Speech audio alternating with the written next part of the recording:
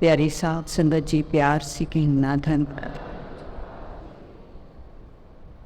साथ संगत जी, आज 15 अगस्त मुक्ति पर्व के मौके पे हम यहाँ महापुरुषों के वचन सुन रहे हैं और उनसे प्रेरणा ले रहे हैं।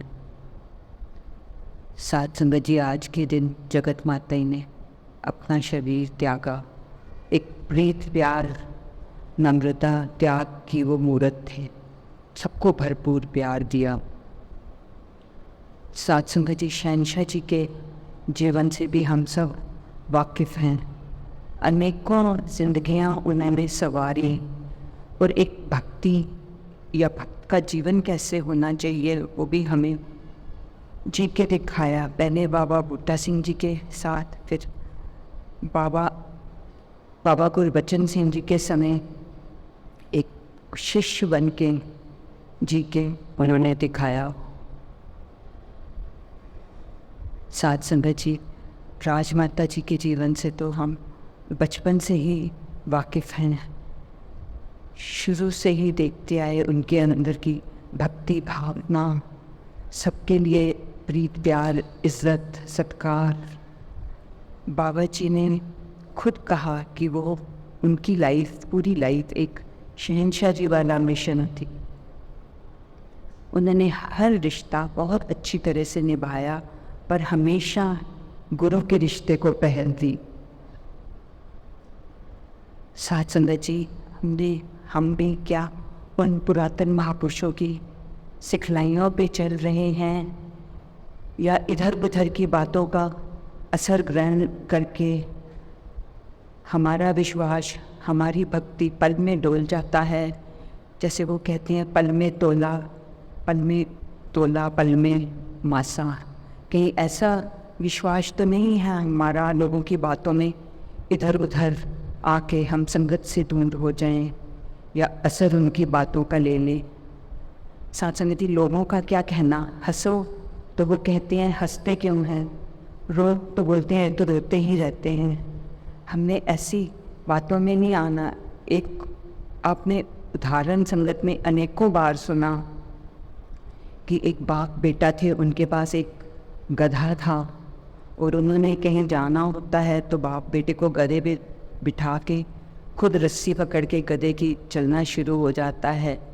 इन्हें कोई देखता है तो कहता है कैसा बेटा है, बाप की उम्र का लिहाज नहीं कर रहा, खुद ऊपर बैठ गया है और बाप को पैदल चला रहा है। ये सुन के बेटा नीचे उतर जाता है और अपने बाप को ऊपर बिठा देता है। थोड़ा ही आगे जाते हैं तो लोग कहते हैं कि कैसा बाप है, छोटे बेटे को पैदल चला रहा है और खुद ऊपर बैठा है।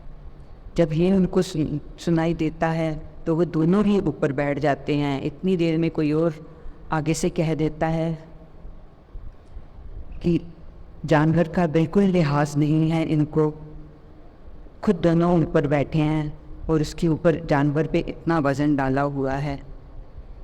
वो दोनों ही नीचे उतर जाते हैं और रस्सी पकड़ के आगे चलना शुरू करते हैं तो लोग मजाक उड़ाते हैं, देखो जी जानवर है फिर भी पैदल जा रहे हैं। साथ संगत जी, जो गुरमुख होते हैं वो ऐसी बातों में नहीं आते, बल्कि हमेशा यही अरदास करते हैं, इतना काबू हो तेरा मेरे पे कि मैं अगर बुरा चाहूँ भी तो किसी का बुरा कर ना पाऊँ। और अगर हम लोगों की बातों में आते हैं तो उनको दूसरों को नुकसान पहुंचाने के लिए कई बार हम कोशिश करते हैं। वो एकदम बेकल जी की वो लाइनें, घर अपना फूंक देते हैं गैरों का मान के, लेते हैं यूँ इंतकाम अपने आप से लोग। साथ संगत जी, अभी आपने एक वो मछली वाला एग्जाम्पल बाबा से सुना कि छोटे से दायरे में रहती है, इस करके जब उसको समंदर में डाल देते हैं तब भी वो समंदर की गहराई का आनंद नहीं लेती। साथ संगत जी, दूसरी ओर एक और मछली है, उसको समंदर में जब डाला जाता है तो वो अपनी आज़ादी का नाजायज़ फ़ायदा उठा लेती है और समंदर को क्रॉस करके आगे बढ़ के किनारे पे पहुंच जाती है। साथ सवेरी जब वो किनारे पे पहुंचती है तो फिर जो उसका नुकसान होता है उस नुकसान से उसको कोई नहीं बचा पाता। साध संगत जी, हमने अब देखना है, हम उन पुरातन महापुरुषों की तरह सेवा से निरंतर सत्संग कर रहे हैं या अपने किसी कन्वीनियंस के अकॉर्डिंग सत्संग सेवा सिमरन करते हैं।